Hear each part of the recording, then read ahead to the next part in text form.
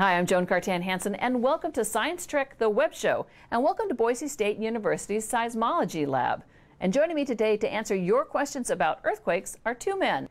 Here in Boise is Jeff Johnson, a geophysics professor at Boise State University, and in Idaho Public Television's Moscow studio is Dennis Feeney, a senior geologist with the Idaho Geological Survey at the University of Idaho. Thank you both for being here. Okay, let's go to your questions. Hi, my name is Coyd, and I go to Spring Creek Elementary School in Nevada. And my question is, in a magnitude 10 earthquake, how much of the tectonic plates shift? Well, in a magnitude 10 earthquake, it sort of depends on where the earthquake's happening. If it's happening close to a source, you can actually see a lot of movement. As Jeff mentioned earlier, the earthquake in Chile shifted the Earth 60 feet. There's definitely instances where the land has shifted several meters, is visibly shifting itself several meters.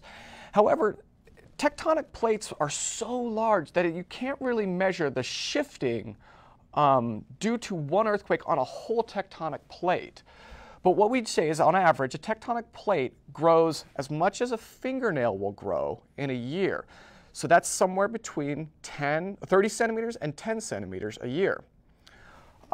So earthquakes definitely cause shift, and they definitely cause lots of movement, but that isn't necessarily obvious on a whole tectonic plate. Yeah, so a magnitude 10 earthquake is kind of an imaginary size. If you were to take a magnitude 10 earthquake and relate it to how much ground shifting has occurred, it would correspond to an earthquake fault that encircled the Earth around its equator and had an approximate amount of movement along that fault that would be close to 100 feet. That has never happened in Earth's past, and it won't happen in the future. There is a limit to the size of earthquake magnitudes of around 9.6, 9.7 maybe. A magnitude 10 will only happen in television. Matthew would like to know, can you feel all earthquakes? Matthew, in general, earthquakes that are lower than magnitude 3 will not be felt by any people. And if a magnitude is to be felt, it also needs to occur relatively close to where people are. So the rule of thumb is that a magnitude 3 earthquake is the threshold underneath which people don't feel it, and above magnitude 3 people will report feeling something, some sort of shaking, if they're close by. Hi, my name is Brody, and I go to Pioneer Elementary School, and my question is, what is the biggest earthquake in Idaho? Well, the biggest recorded earthquake in Idaho happened in 1983, and it's referred to as the Bora Peak earthquake. It was a 7.3 magnitude, which is a very, very large earthquake. There was a lot of shaking, and it caused quite a bit of damage to a lot of the structure. This is in the central part of Idaho, near Salmon and Chalice area. The neat thing about this earthquake was it actually ruptured at the surface of the Earth, and you can drive to this part of Idaho, or have your parents drive you to this part of Idaho, and see the actual fault boundary that was created at the surface of the Earth, or a surface of the state even. You can measure how much separation happened between certain layers. Hi, my name is Parker, and I go to Dalton Elementary School. And my question is, why do buildings get sucked into the ground when an earthquake is happening? It's a good question. It kind of looks like the buildings are getting sucked into the ground, but there actually isn't much pulling them down. What's happening is an effect that scientists call liquefaction. And what happens with liquefaction is there are sediments, loose soil, sand, and silt and clay, that are sitting in partially wet environments. And when the Earth shakes, those partially wet environments act like a liquid, and the space that's in between the grains will shift, and the soil will start to compact and move. When that shifting and compaction happens, if a building isn't set on strong piers or isn't set into hard rock, those buildings can fall into that loose, compact soil and actually looks like it's being sucked down. Hi, my name is Billy from Dalton Elementary School, and I'd like to know, has worldwide volcanic activity been increasing from earthquakes? The amount of volcanic activity and earthquake activity that's occurred during my lifetime has not increased or decreased noticeably. It may seem that way. Some years there's a lot of news stories about damaging earthquakes, bad luck for earthquakes that are occurring in urban areas, and sometimes there's a lot of volcanic eruptions that are highlighted in the news.